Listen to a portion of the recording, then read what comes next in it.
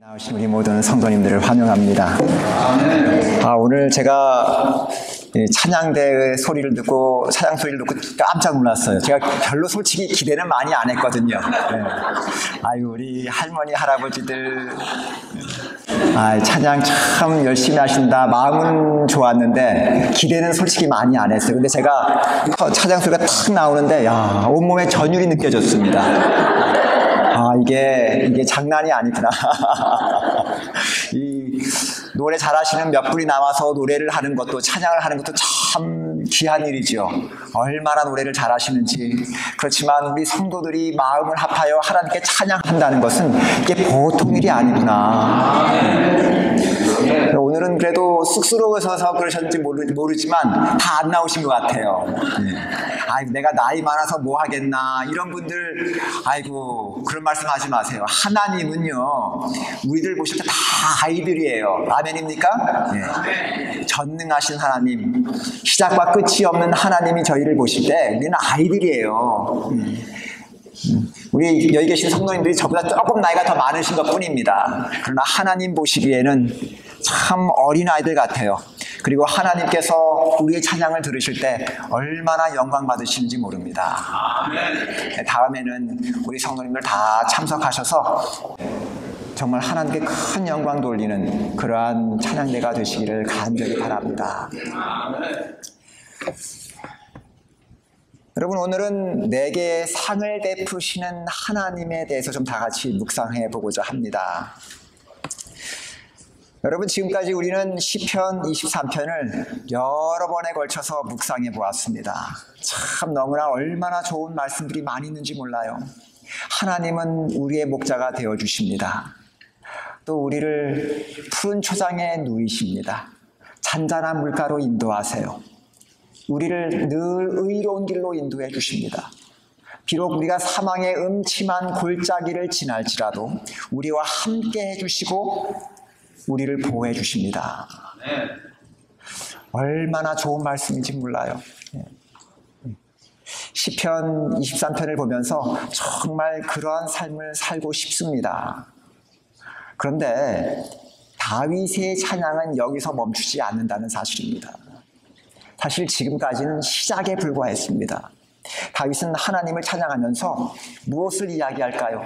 하나님은 우리를 축복하시고 거기서 끝나시는 것이 아니라 더 큰 축복을 준비해 주신다고 하는 사실입니다. 여러분, 여기 계시는 우리 성도님들이 다 나이가 많으시죠? 70대도 계시고 80대도 계시고. 참 하나님이 나를 축복해 주셨다. 그런데 여러분, 여기서 끝나는 게 아닙니다. 하나님은 저와 여러분들을 위해서 더 크고 위대한 선물을 준비하고 계심을 믿으시게 되길 바랍니다. 여러분, 노래마다, 영화마다 클라이맥스라는 게 있습니다. 클라이맥스. 이 클라이맥스가 뭔가 하면 긴장이나 흥분이 최고조에 이르는 단계를 의미합니다. 이 클라이맥스가 얼마나 중요한지 몰라요. 영화를 보시다가 클라이맥스가 없으면 재미가 없어요. 그냥 밋밋합니다. 노래에도요, 항상 클라이맥스가 있어요. 설교에도 클라이맥스가 있습니다. 이게 없으면 그냥 재미가 없어요. 그래서 사람들이 영화를 보다가 또 음악을 듣다가 클라이맥스가 없으면 어떻게 할까요? 그냥 꺼버립니다. 요즘에는 안 봐요. 요즘에는 재밌는 게 얼마나 많은지 몰라요. 그런데 여러분, 시편 23편에도 클라이맥스가 있다는 사실을 아십니까? 그게 바로 5절입니다. 5절. 뭐라고 되어 있습니까? 우리 다 같이 보실까요? 시편 23편 5절입니다. 다 같이 읽어볼까요? 시작. 주께서 내 원수의 목전에서 내게 상을 베푸시고 기름으로 내 머리에 바르셨으니 내 잔이 넘치나이다. 시인은 23편에서 하나님께서 우리에게 주시는 은혜에 대해서 이야기합니다. 그런데 그냥 은혜가 아니에요. 어떤 은혜일까요? 넘치는 은혜입니다. 넘치는 은혜. 5절을 보시면 두 가지의 은혜에 대해서 이야기하죠. 하나는 상을 베푸시는 은혜고요. 두 번째는 기름으로 우리의 머리에 바르시는 은혜를 이야기합니다. 다윗은요, 그의 삶을 통해서 하나님의 은혜를 경험합니다. 그런데 그냥 은혜가 아니에요. 어떤 은혜요? 넘치는 은혜. 그래서 다윗이 무엇이라고 이야기합니까? 내 잔이 넘치나이다. 하나님의 은혜는요, 우리의 심령을 가득 채울 뿐만 아니라 그것이 넘쳐서 흐른다는 사실이죠. 예. 여러분, 동양 철학에서는요, 뭐든지 적당한 것을 미덕으로 생각합니다. 그렇죠? 예, 적당한 것. 그래서 과유불급이라는 말도 있잖아요. 넘치지도 말고 부족하지도 말고. 예, 이게 미덕이에요. 그런데 하나님은 어떤 하나님이신가 하면 넘치도록 채워주시는 하나님이십니다. 그래서 오늘은 그 하나님의 넘치는 은혜에 대해서 좀 다 같이 묵상해 보고자 합니다. 여러분, 시편을 보시면, 시편 23편을 보시면 지금까지 여호와는 우리를 잔잔한 물가로 인도하시고 푸른 초장으로 인도하셨습니다. 또 사망의 음침한 골짜기에서 우리를 건져주셨습니다. 그런데 이 여행의 목적지가 어딜까요? 시편 23편을 보면요, 지금 이 목자는 양을 데리고 여행을 하고 있는 것입니다. 그래서 푸른 초장을 지나기도 하고 잔잔한 물가를 지나기도 하고 어떤 때는 사망의 음침한 골짜기를 지나기도 해요. 그 목적지가 어딜까요? 목적지가 푸른 초장이 아닙니다. 잔잔한 물가도 아니에요. 사망의 음침한 골짜기는 더더욱 아니라는 사실입니다. 이 여호와 하나님께서 이 양떼를 데리고 가시려고 하시는 목적지가 어디였을까요? 그곳이 어디인가? 하나님께서 저와 여러분들을 위해서 베푸시는 상을 받는 자리라고 하는 사실이죠. 예. 그런데 여러분, 여기서 상은 어떤 상일까요? 많은 분들이 상 그러면 아주 대단한 일을 해서 받는 어떤 대단한 상, 보상, 상급으로 생각합니다. 근데 여기서 말하는 상은 그런 상이 아니죠. 어떤 상입니까? 밥상이에요, 밥상. 밥상. 이 히브리어로 슈라이라는 단어를 썼는데 이것은 밥상을 의미했습니다. 다른 용도의 상이 아니고요, 사람들이 식사를 하기 위해서 사용했던 식탁을 의미했습니다. 그래서 하나님께서는요, 하나님께서 우리를 위해서 준비하신 밥상으로 인도하십니다. 그러면 어떤 분들은 이렇게 생각하세요. 그냥 우리 밥상 그냥 받으려고 우리를 이렇게 힘든 고생시키시나. 신앙하시면서 고생하시는 분들이 얼마나 많아요. 그렇죠? 핍박도 받고. 그런데 결국 하나님 우리한테 밥상 주시려고 이렇게 인도하시나. 그런데 여기서 우리가 기억해야 할 것은 무엇인가 하면, 여기서 베풀다라고 하는 단어가 있는데, 베풀다. 이 베풀다라고 하는 단어가 히브리어로 이라크예요, 이라크. 예. 중동에 있는 이라크가 아닙니다. 예. 히브리어로 이라크예요. 이 이라크의 뜻은 무엇인가 하면 길게 늘여놓다라는 말이에요. 길게 늘여놓다. 그러니까 하나님께서 저와 여러분들을 위해서 준비해 놓으신 밥상은 조촐한 밥상이 아니에요. 잔뜩 음식을 늘여놓은 만찬이라는 사실, 만찬. 예. 그래서 이 다윗은요, 하나님께서 자신을 위해서 마련해 놓으신 만찬을 보면서 감격하고 있는 것입니다. 내 잔이 넘치나이다.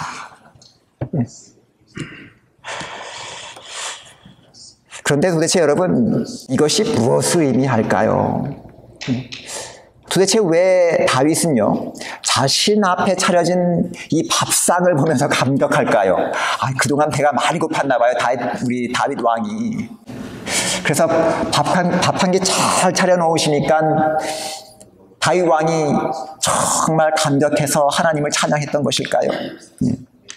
여러분, 이것을 이해하려면 이 만찬에 담겨져 있는 의미를 잘 이해해야 합니다. 그래야 이 다윗이 말하고 있는 이 하나님께서 주시는 은혜의 만찬을 제대로 이해할 수 있습니다.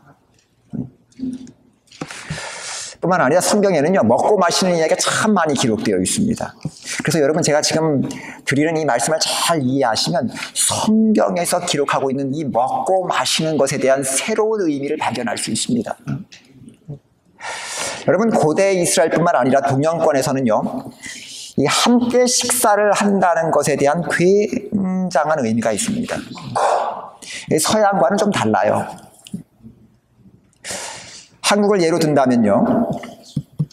지금은 한국도 서양의 영향을 많이 받아서 음식 문화가 굉장히 간소화되었습니다. 뿐만 아니라 함께 밥을 먹는다는 것에 대해서 큰 의미를 부여하지 않습니다. 그런데 옛날에는 그렇지 않았습니다. 옛날에는 어땠을까요? 옛날에는 함께 아무나 하고 밥을 먹지 않았습니다. 한번 기억을 더듬어 보세요. 옛날에 시골에 가면 저런 밥상이 나오죠. 그런데 식구라도 함께 밥을 먹지 않습니다. 특별히 이 뼈대가 있는 집안, 그렇죠. 시골에 뼈대가 있는 집안을 가보시면 밥상이 하나만 나오지 않습니다. 여러 개가 나와요. 여러 개. 그래서 제일 안방 상석에는 누가 앉아 있습니까? 할아버지, 할머니, 아버지가 앉아 계시죠. 마루에는 누가 앉아 계실까요? 어머니, 고모, 삼촌 같은 분들이 앉아 계시고요. 또 마당 바닥에 멍석을 깐 상에는 누가 앉아 있을까요? 며느리하고 어린아이들이 앉아 있습니다. 부엌에 가면은요, 일하시는 분들, 품꾼과 하인들이 식사를 하고 있습니다. 우리나라도 오랫동안 동양에 널리 퍼져 있는 전통적인 식사 습관의 영향을 받았습니다. 그래서 양반은 절대로 상인들과 밥을 같이 하지 않습니다. 주인은 하인들과 겸상을 하지 않습니다. 왕은요, 아무하고도 겸상을 하지 않습니다. 같이 밥을 안 먹어요. 아무리 친한 친구가 와도 어떻게 할까요? 상을 따로 차려줍니다. 아무리 사랑하는 며느리와 아들이 와도 겸상을 하지 않아요, 왕은요. 왜 그럴까요? 밥을 같이 먹는다는 것에는 굉장한 의미를 부여하고 있기 때문에 그렇습니다. 겸상을 할 수 있는 사람은 누구일까요? 신분이 같은 사람들. 신분이 같은 사람만 밥을 같이 먹어요. 그게 왜 그런가 하면 이 음식을 함께 먹는다는 것은 음식을 함께 나눈다는 것뿐만 아니라 상대와 자신을 동일시하는 일체감을 갖는다는 것을 의미하기 때문에 그래요. 그래서 제가 누구와 함께 밥을 같이 먹으면 나는 당신과 하나입니다. 이런 메시지를 주는 거예요. 여러분 한번 생각을 한번 가만히 해보세요. 밥을 먹다 보면요, 속내를 털어놓기도 하고 기쁨과 슬픔을 공유하기도 하고요, 감정적으로 하나가 됩니다. 그래서 마음에 안 드는 사람하고 밥 먹으면 어떻게 될까요? 체하죠. 그래서 아무나 하고 밥을 함께 먹는 게 아니에요. 그런데 여러분 성경을 보면 다윗은 누구와 함께 식탁에 앉아 있습니까? 하나님과 함께 식탁에 앉아 있는 것입니다. 이것부터가 굉장한 특권이에요. 우리나라에도요, 여전히 이러한 사상이 남아 있습니다. 밥 한 끼 먹자 이러면 그냥 음식으로 배를 채우자, 그냥 한 끼 때우자 이런 의미가 아닙니다. 같은 위치에서 가까운 관계를 맺자 이런 의미가 담겨져 있습니다. 그래도 목회도 뭐라고요? 목회도 목회입니다. 이게 동양의 사상일 뿐만 아니라 성경의 사상이에요. 먹는 것은 굉장히 중요합니다. 상대방이 대접하는데 우리와 식성이 다르다고 해서 우리는 이런 거 안 먹습니다. 이러면 상대방은 어떤 메시지를 받을까요? 이 사람이 나하고 그냥 밥 같이 먹기 싫구나 이런 메시지를 받을까요? 아니요. 그 이상의 메시지를 받습니다. 이 사람은 나하고 관계를 맺고 싶지 않구나. 내 호의를 거절하는구나. 이러면 어떻게 될까요? 관계가 멀어집니다.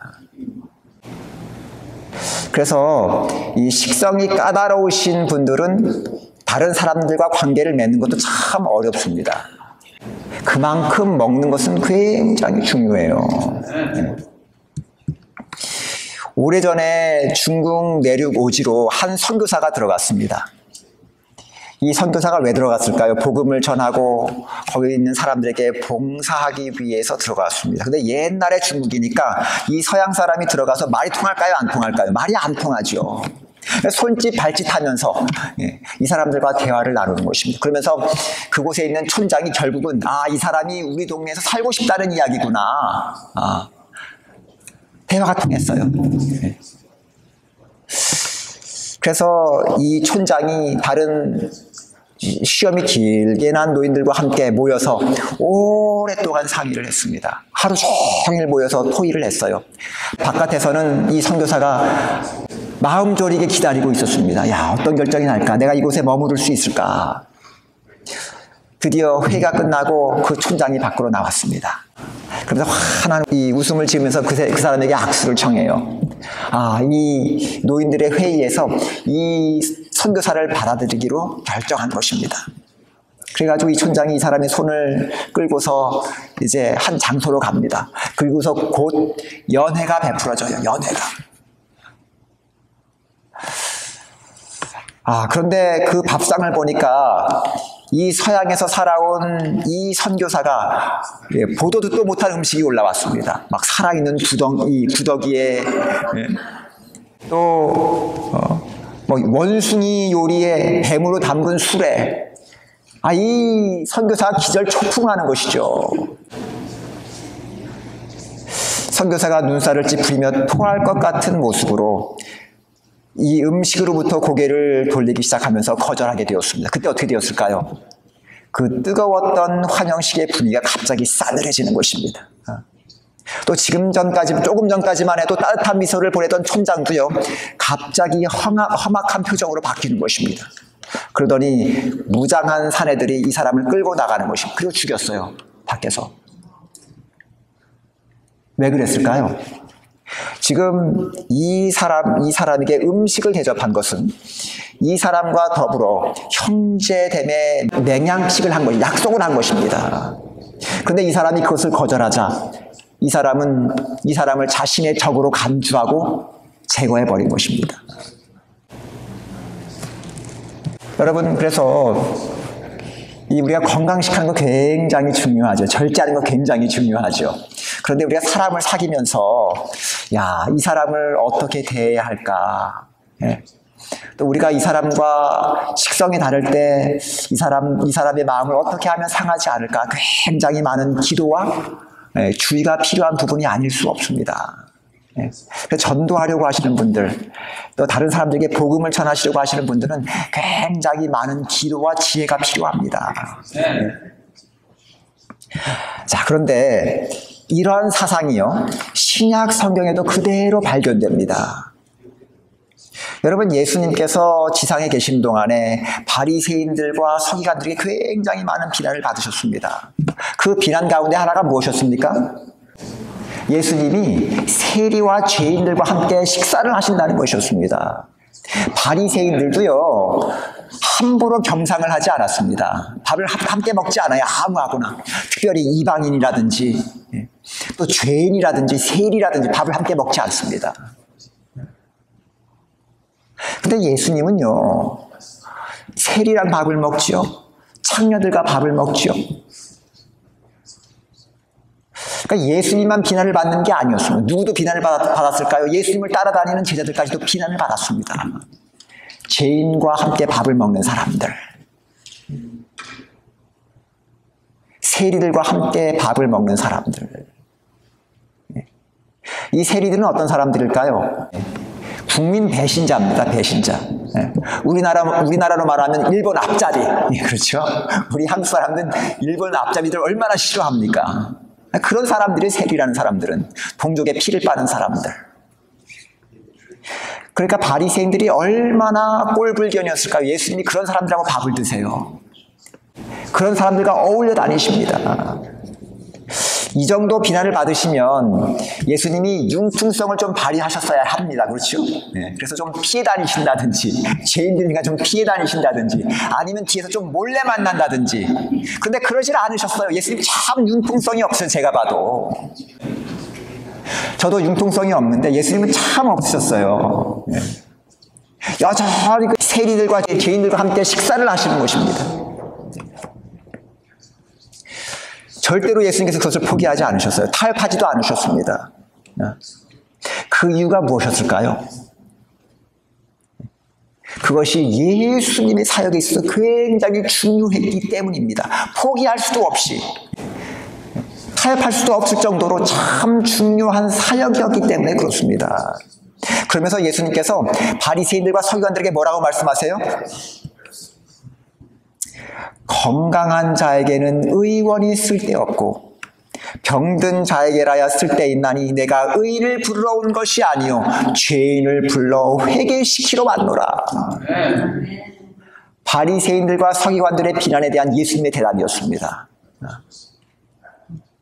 다시 말해서 예수님께서 죄인들과 더불어 식사를 하시는 것은 그들을 회개시키고 하나님과의 관계를 회복하는 최고의 방법이었던 것입니다.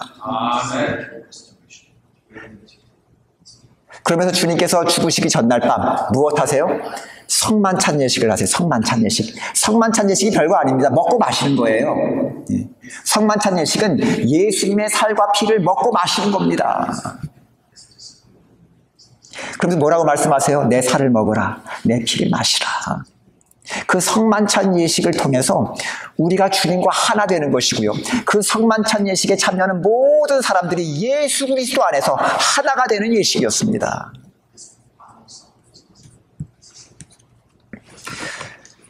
그리고 예수님께서 십자가에 달려 돌아가실 때 베드로는 예수님을 3번이나 부인했습니다. 한 번만 부인한 게 아니라 3번씩이나 그랬어요. 또 다른 제자들은 다 예수님을 버리고 도망갔습니다. 예수님을 배신한 것입니다. 그런데 예수님께서 그들을 찾아가시죠. 제자들이 다 예수님 배신한 다음에 어디 갔습니까? 갈릴리로 가서 고기를 잡고 있었습니다. 그런데 그 새벽 미명에 예수님께서 그들을 찾아가세요. 저 같으면 안 찾아갑니다. 꼴 보기 싫어서.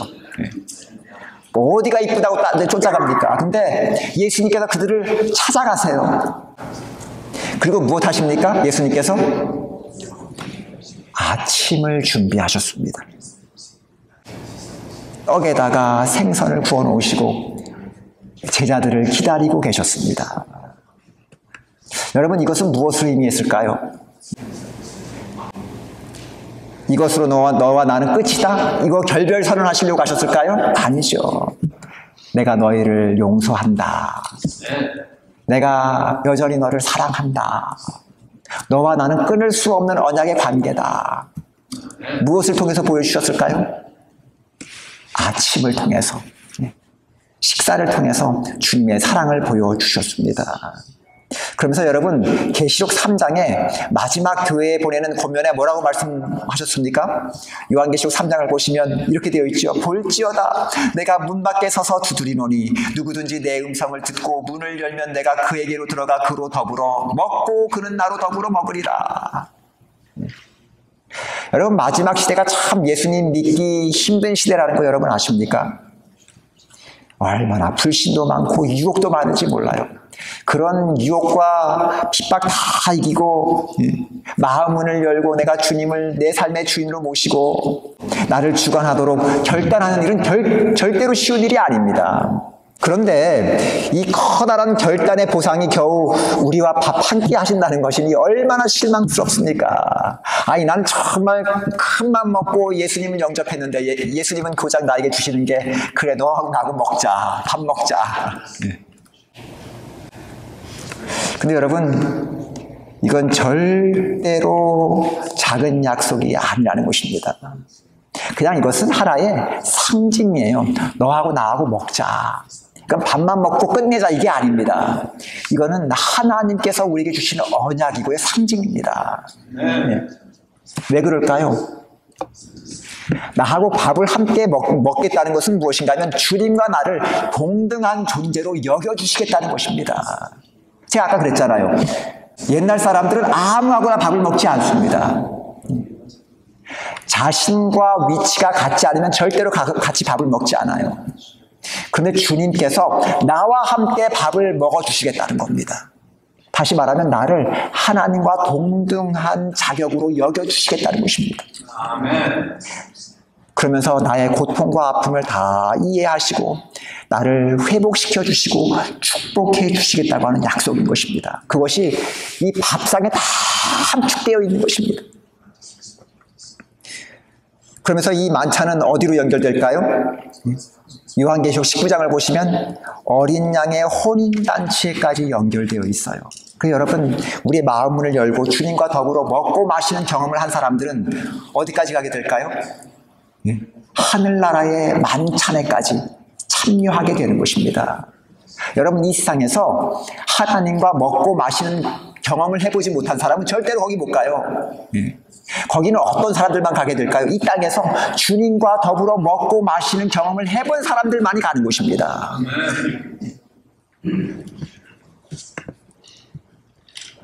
그런데 우리가 눈여겨보아야 할 대목이 있어요. 눈여겨보아야 할 대목. 주님께서 우리에게 상을 베푸시는데 어디서 상을 베푸실까요? 주께서 어디서요? 내 원수의 목전에서 내게 상을 베푸시고. 이 말씀은요, 나를 원수들 앞에서 나를 인정해 주시고 높여 주시겠다는 것입니다. 여러분, 한글 성경에는 원수의 목전이라고 되어 있어 원수가 한 명인 것처럼 기록되어 있습니다. 그런데 원문을 보시면 원수가 아니에요. 원수들입니다. 원수들. 이 왼수들.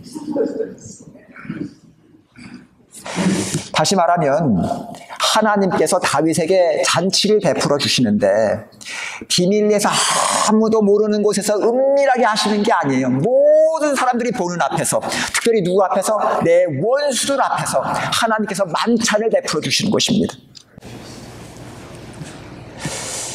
여러분, 다윗은요 참 원수가 많았습니다.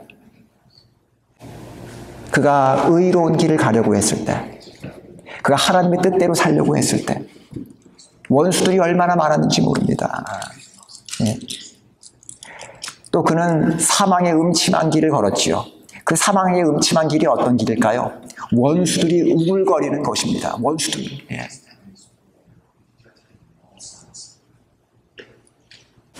여러분, 교회가 사망의 음침한 골짜기가 돼서는 안 되겠어요. 그렇죠?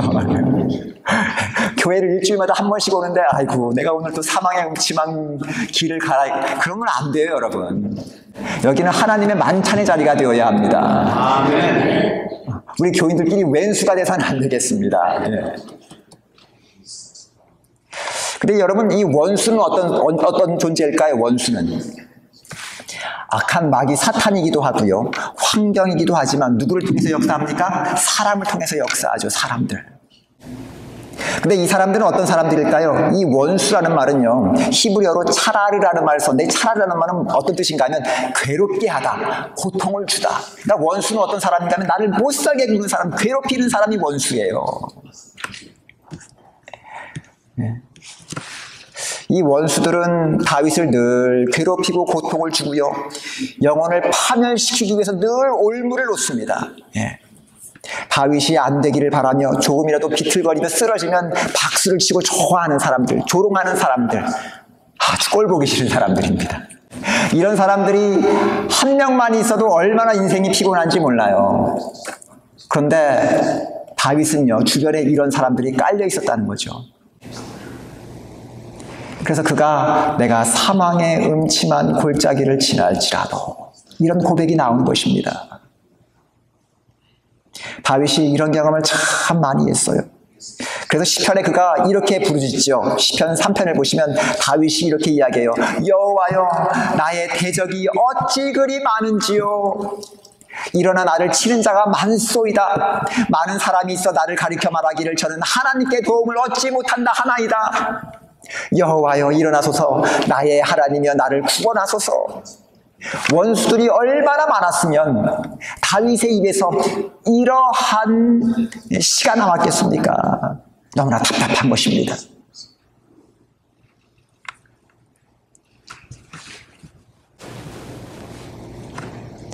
근데 여러분, 하나님을 따르고 순종하는 사람들 주님께서 어떻게 대접하실까요?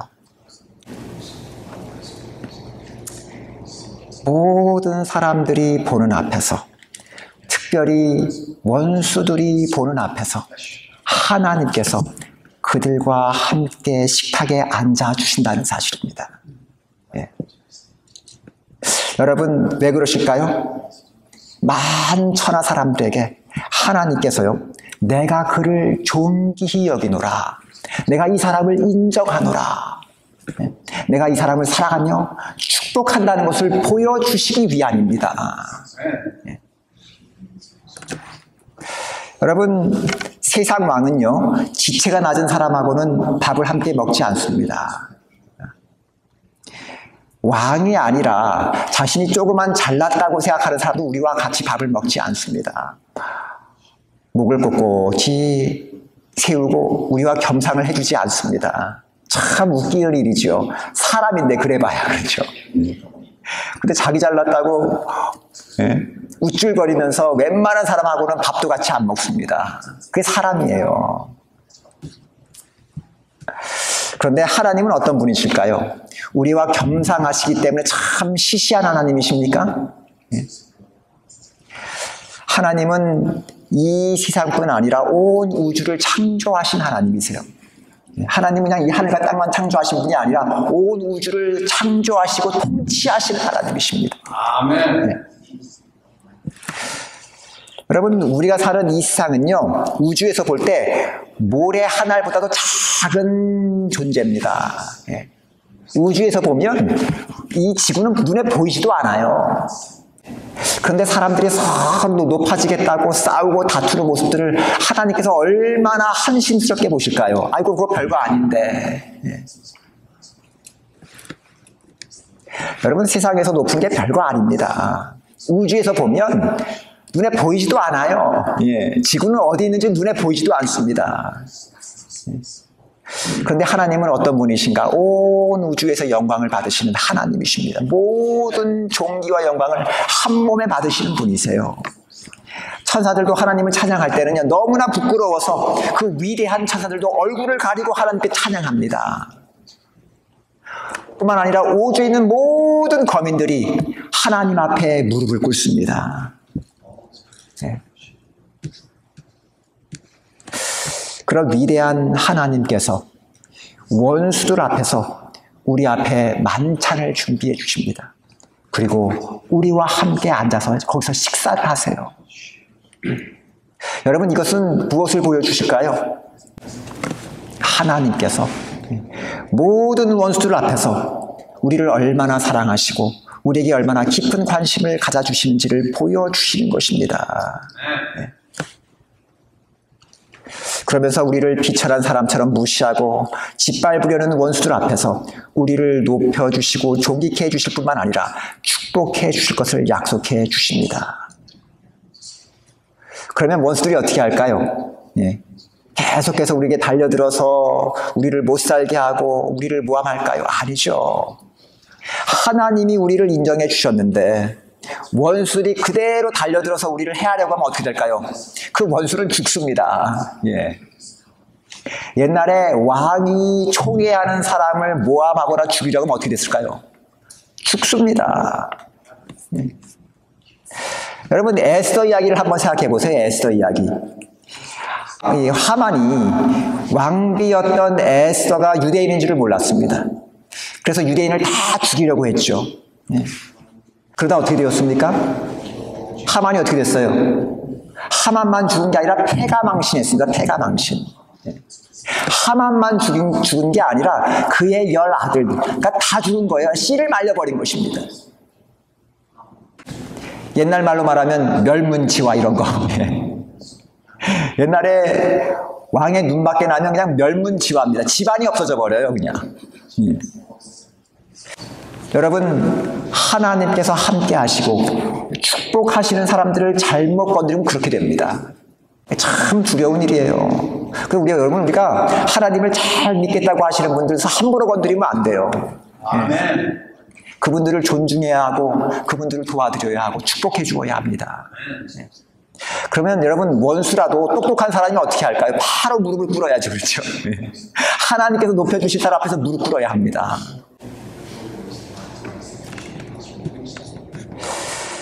여러분, 이렇게 통쾌한 일이 어디 있을까요? 여러분, 원수는 이렇게 갚는 겁니다. 우리 막 누가 나한테 잘못했다고 화가 난다고 원수 갚아야지 이래가지고 뭐 언성 높이고 멱살 잡고 이러면 뭐 그때는 속이 좀 시원할지 모르겠어요. 막 욕하고 이러면. 근데 여러분 그게 제대로 원수 갚는 일입니까? 아니에요. 잘못 갚으면 원수가 원수를 낳고 이렇게 해서 더 고통스러운 결과만 남습니다. 여러분 원수를 가장 잘 갚는 방법이 무엇일까요? 예? 제가 원수 갚는 법을 제가 가르쳐 드릴게요. 예. 참 좋은 교회예요, 우리 교회는. 여러분 속상한 일이 있으시거들랑 원수 갚는 일이 있으시걸랑 저랑 좀 얘기하세요. 제가 가르쳐 드릴게요. 원수를 가장 통쾌하게 잘 갚는 법. 예. 제가 가르쳐 드릴게요. 우리 교회 참 좋은 교회입니다. 다른 교회 가면 이런 거 못 듣습니다. 예. 원수를 사랑하기라 하라고만 하지 원수 갚으라는 게 안 해요. 근데 우리 교회에서는 이거 가르쳐 줍니다. 예. 원수를 가장 통쾌하게 잘 갚는 법. 그게 어떤 방법이냐 하면 하나님께서 인도하시는 길을 묵묵하게 따라가는 것입니다. 네. 어디까지 따라가셔야 돼요? 가다가 중간에 딴 길로 새시면 그거 말짱한 도루묵입니다. 아무런 의미 없어요. 어디까지 따라가셔야 하는가 하면 하나님께서 초청하시는 만찬에까지 따라가야 합니다. 가다 보면 푸른 추장도 나오고 잔잔한 물가도 나오고 사망의 음침한 골짜기도 나오지만 주님의 손 꼭 잡고 어디까지 가셔야 합니까? 주님께서 나를 초청하시는 만찬의 자리까지 나아가야 합니다. 네. 그러면 어떻게 될까요? 거기에 우리를 가장 좋은 자리에 앉혀주세요. 상석에 앉혀주십니다. 그리고 우리를 높여주시고 존귀케 해주시고 우리를 축복해 주십니다. 누구 앞에서요? 원수들 앞에서 보란듯이 네. 내가 내 사랑하는 백성을 어떻게 취급하는지 보라는 거죠. 네. 내가 이 사람을 이만큼 사랑한다. 그럼 원수들이 건드릴 수 있을까요? 없을까요? 아니 하나님이 존귀케 해준 사람을 누가 건듭니까? 여러분 그렇게 되면 어떻게 될까요? 마음의 서러움도 사라지고 상처가 치유됩니다. 아무리 내가 미워하는 사람 몇 번 때려줘도 마음의 상처는 치유가 안 돼요. 멱살 잡고 싸워도요. 그동안 내가 입었던 그런 마음의 상처들 안 씻어집니다. 오직 누구만 치유해 주실 수 있을까요? 하나님께서 내 원수들 앞에서 나를 축복하시고 인정해 주실 때 나의 원통함이 사라집니다. 나 상했던 나의 심령이 회복이 돼요. 슬픔도 괴로움도 기쁨과 감사로 변해버립니다. 여러분 하나님께서 지금 저와 여러분들을 주님의 만찬으로 초청하고 계십니다. 뭐라고 말씀하세요? 볼지어다 내가 문 밖에 서서 두드리노니. 지금 우리 마음 문 밖에서 우리 문을 두드리고 계세요. 무엇 하라는 것입니까? 문을 열어달라는 것입니다. 내 초청을 받아달라는 것입니다. 여러분 우리가 음식을 준비하고 주님을 초청하는 게 아닙니다. 주님께서 우리의 마음에 문을 두드리고 계실 때 우리의 마음만 좀 열어달라는 것입니다. 하나님께서 이미 다 준비해 놓으셨습니다. 우리의 의복까지 만찬의 모든 음식까지 주님께서 다 준비해 놓으시고요. 문만 열어달라는 것입니다. 우리가 문을 열면 어떻게 할까요? 하나님께서 내 손을 잡고 우리를 그 만찬의 자리까지 인도해 주세요. 우리는 그 주님을 따라가기만 하면 됩니다. 누가 좀 뭐라 그래도 누가 좀 다른 사람이 나에게 마음에 상처를 주더라도 여러분 그게 중요한 게 아닙니다. 주님의 손을 잡고 주님만 따라가면 돼요. 그러면 주님께서 우리를 가장 좋은 자리에 앉혀주십니다. 여러분 우리 중에 마음에 상처가 있는 성도들이 있습니까? 또 낙심하고 두려움 가운데 있는 분들 계십니까? 너무나 억울하고 답답해서 잠 못 이루시는 분들 계십니까? 여러분 주님께 마음을 여세요. 주님의 초청에 응해 주시게 되길 바랍니다. 그러면 주님께서 우리를 주님의 만찬으로 인도해 주십니다. 그러면 우리를 모든 원수들 앞에서 우리를 높여주시고 존귀케 해주시고 축복해 주세요. 그리고 우리의 자매 하나님의 은혜가 넘치는 경험을 하게 된다는 것입니다. 그 저는 혹시 우리 가운데 마음에 상처가 있고 낙심이 있고 두려움이 있는 분들 계신다면 지금 이 시간 우리의 마음 문을 열고 주님을 영접하시게 되길 바랍니다. 아멘. 그래서 하나님께서 주시는 놀라운 치유와 축복과 영광을 누리시는 모든 교회와 성도가 되시기를 간절히 바라면서 오늘 설교를 마칩니다. 감사합니다. 아멘.